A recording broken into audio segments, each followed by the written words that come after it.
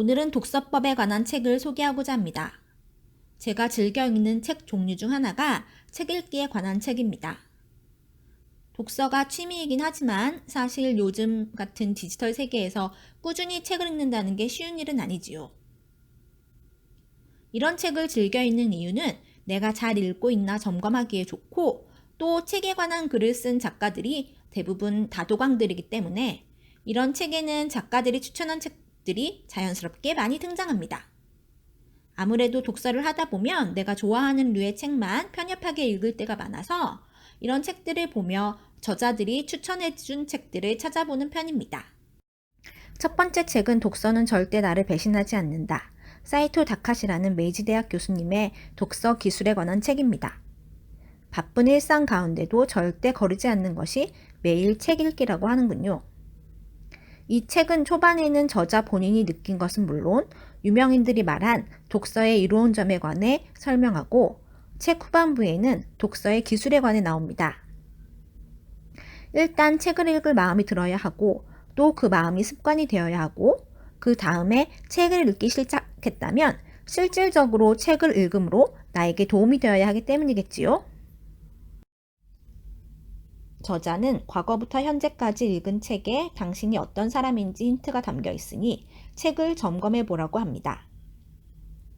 저의 인생이 요만큼인 것은 아직도 읽어야 할 책이 많기 때문이라는 생각도 드네요. 흥미로웠던 것은 일본의 아침 독서 운동에 관한 글이었습니다. 1998년부터 시작된 일본 학교의 아침 독서 운동이 있는데, 여기에는 4가지 원칙이 나옵니다. 첫째, 모든 학생과 교사가 참여하기. 둘째, 하루도 빠뜨리지 않고 날마다 읽기.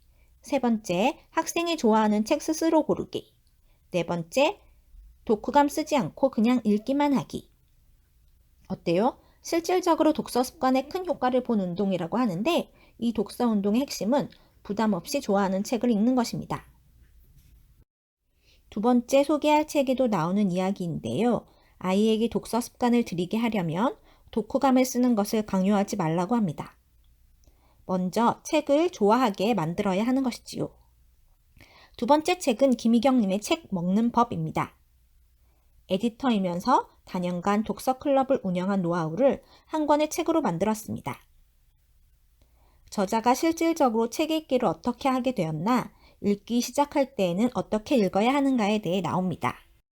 특히 질문하며 읽는 법, 함께 읽는 법이 저에게는 공감도 되고 도움이 되었습니다. 얼마나 많이 읽느냐보다 무슨 책을 왜 읽었는가가 중요하고, 또 질문하는 독서법은 바로 알기 위한 작은 시작이라는 글귀가 와닿았습니다. 저도 잘 써먹긴 하는 건데 새해가 되면 꼭 1년에 책 100권 읽기, 이런 계획들 세우잖아요. 무조건 많이 읽기보다는 내가 필요로 하는 책은 무엇인지 스스로 질문하면서 생각하며 읽는 것은 매우 중요한 것 같아요. 또 독서란 다른 사람이 하는 말을 눈으로 듣는 것이다 할 수 있다는 글이 나옵니다. 현대사회에 아주 꼭 필요한 이야기인 것 같아요. 이 외에도 저자의 생생한 메모법, 독서 노트 등이 책에 나옵니다. 세 번째 책은 나는 책을 매일 읽기로 했다. 김범준 작가의 책입니다. 이 책은 다른 책들보다 더 현실적인 책 읽기에 관한 책입니다.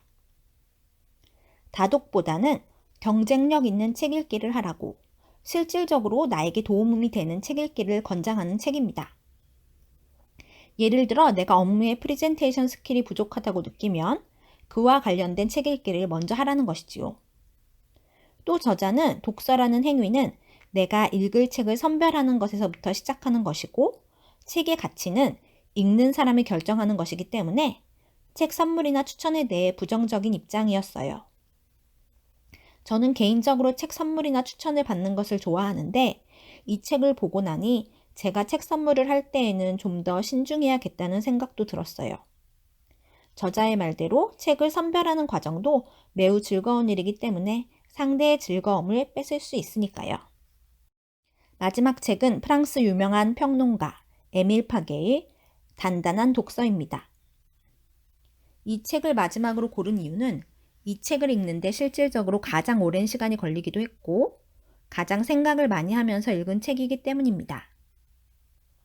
이 작품은 이미 독서법의 고전이라고 할 만큼 100년이 넘게 사랑받는 작품입니다.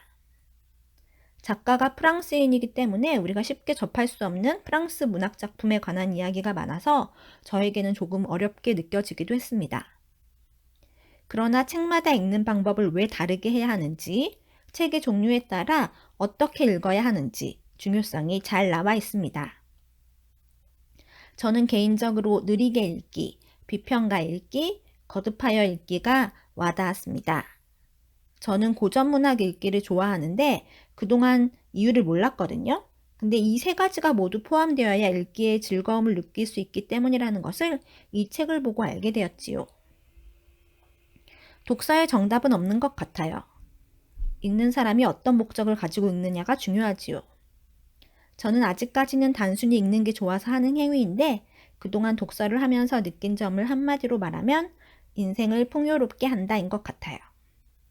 내가 직접 경험해보지 못했지만 다양한 저자의 다양한 생각을 눈으로 들으며 나를 점검해가는 인류가 인류에게 준 가장 큰 선물 중 하나가 아닌가 합니다.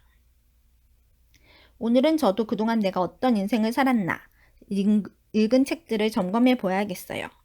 구독 꾹! 다음에 만나요.